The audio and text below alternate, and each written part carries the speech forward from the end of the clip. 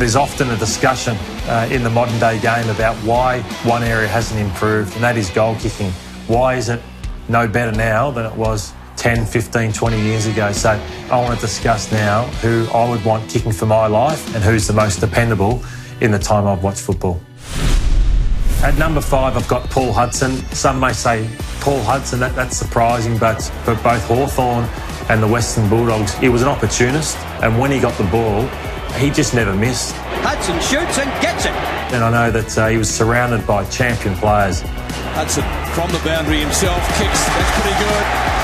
You've got it, Hutto. When I played against Paul Hudson, I just knew when he got the ball he was going to make you pay. And often I'd just go back to the goal square and say, there's no point pushing up the ground, getting ready to help out in another area. Oh, what a great kick from right on the 50. Because we just knew that Paul Hudson was going to nail every opportunity he got. Just had a lovely technique, kicked through the ball, and it's how I teach goal kicking today with how he kicked the footy. Hudson, this is his go. Almost on the boundary line. Oh, it's a magnificent kick. What a goal! That is one of the best kicks you could hope to see in a pressure situation.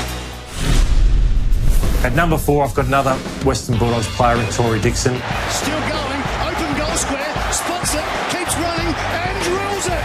That's a finish for you. When Tory's career is over, he'll be renowned for his goal-kicking accuracy. I think that already he's in the top 5 for all-time accuracy across his whole journey as an AFL footballer. Dixon, we know he's a busker around the goals. Big finals, I'll never forget, against the GWS in Sydney. Somehow he's closed it up. He nailed opportunities that others would miss. Bends it back right to left.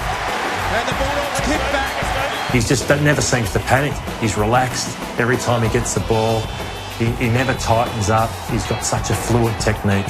That's why he's regarded as one of the great set shots of all time. He is a very good set shot at goal kicking. He's given that a pounding, an absolute pounding.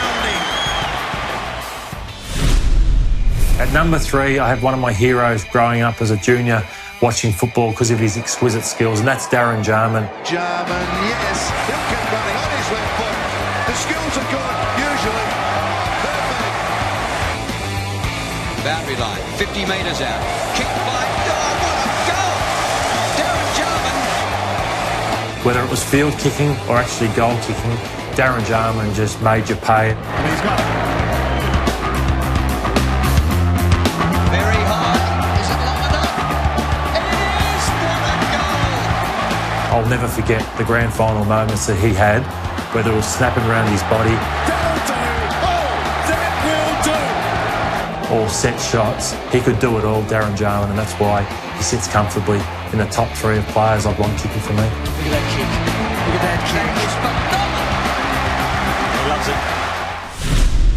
At number 2, I have the great Jason Dunstall. And to give Dunstall a chance to kick his 100th goal.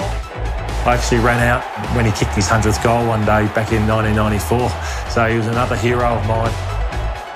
Some people called Jason boring and probably didn't have him like a Gary Ablett Senior because he didn't have the highlights package. That's a very good kick for Jason Dunstall. When it comes to kicking for your life, Jason is right up there. Stand by. Oh, great kick. Still going for his second. Oh, it's a lovely looking kick.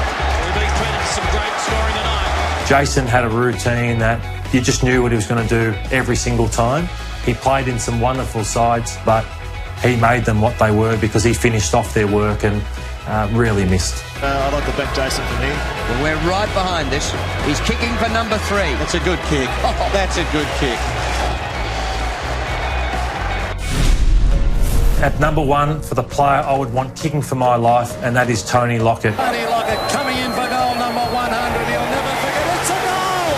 A great effort by the young champ. When I actually got to Essendon, I had real kicking issues, and I actually had a video made for me with Lockett on one half of the screen and me on the other half of the screen. They lock it for goal number 6. My ball drop was up this high, Lockett's was down there, and my goal was to lower my ball drop to get it to where Tony Lockett's was. Leans back on it, kicks it straight through the middle. He's the player that I modelled my kicking on. Going for goal number 4. The only bloke kicked goals in the second half. They locked it, punches it back to him. Left foot snapshot by the 87 Brownlow medalist. Oh, that is brilliant football. And his margin for error was so small, he rarely made errors because it was just so simple. Hand over the ball. I couldn't get it that low personally, but Tony could.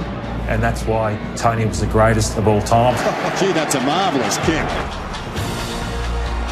Seen days at the Whitten Oval, and he's kicked 10 in a row. I remember that day vividly, growing up and what he could do. So I don't think there should be any doubt. Tony Lockett is the greatest set shot the game has ever seen. Could he kick 10 goals for the 21st time in his career? I reckon he's done it. What about that?